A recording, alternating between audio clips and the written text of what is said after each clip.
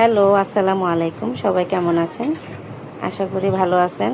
আজকে আমি আপনাদের সাথে শেয়ার করছি গরুর পায়া বা নেহারি রান্না করার একটি রেসিপি।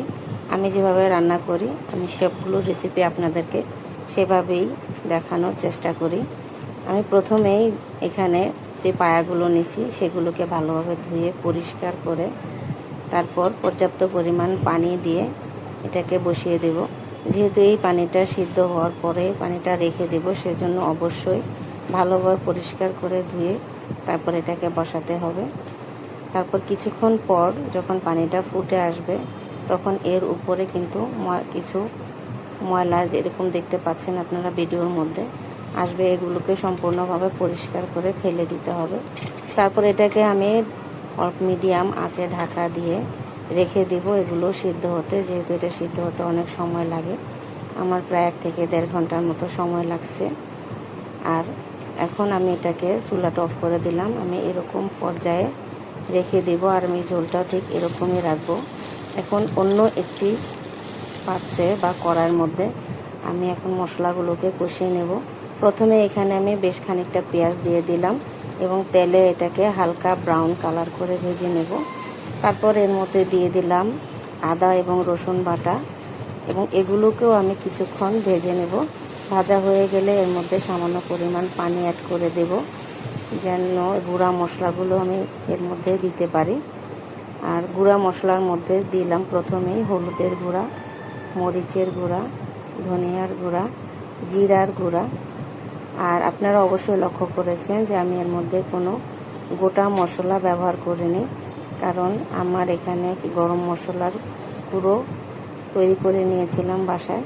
আমি সেখান থেকেই গরম মশলার গুঁড়া এর মধ্যে অ্যাড করে দিলাম এবং ভালোভাবে মশলাগুলোকে মিক্স করে এটাকে আমি কষিয়ে নেব।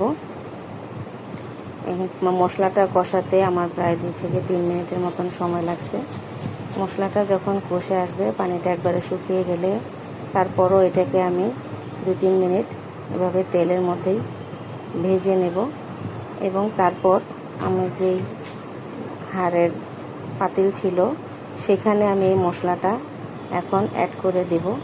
সম্পূর্ণ মশলাটাকে আমি ভালোভাবে কড়াই থেকে উঠিয়ে এর মধ্যে দিয়ে দেব। আর চুলাটা কিন্তু আমি আবার জ্বালিয়ে নিয়েছি। এখন মশলাটা অ্যাড করার পর এটাকে আমি আবার ঢাকা দিয়ে রেখে দেব যেন মশলাটা ভালোভাবে প্রবেশ করতে পারে। যেহেতু আমি মশলাটা পরে অ্যাড করছি, সেজন্য এটাকে আমি আধা ঘন্টার জন্য আবারও ঢাকা দিয়ে রেখে দেব। পরে ঢাকা দিয়ে রাখার পরে মশলাটা যখন এর ভিতরে সম্পূর্ণভাবে প্রবেশ করে যাবে ওই মুহূর্তেই আমি এটাকে নামিয়ে নেব এবং নামানোর আগে এখানে অল্প কিছু পেঁয়াজ এবং রসুন কুচি আমি বাগার দেব, এই জন্য ভালোভাবে ভেজে নিচ্ছি। আর এগুলো ভালোভাবে ভাজা হয়ে গেলেই আমি এর সাথে অ্যাড করে দেব। আর এই বাগারটা দেওয়াতে এই নেহারির স্বাদটা কিন্তু অনেক গুণেই বেড়ে যাবে। আর এখন এটা নামানোর আগে এর মধ্যে দিয়ে দিলাম ধনিয়া পাতা কুচি। আর এখন আমি এর মধ্যে দিয়ে দিলাম কিছু স্লাইস করা লেবুর রস, যেন লেবুর খুব সুন্দর একটা ফ্লেভার বের হয়।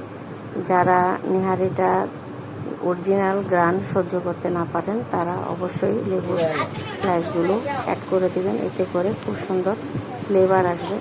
আর সবাইকে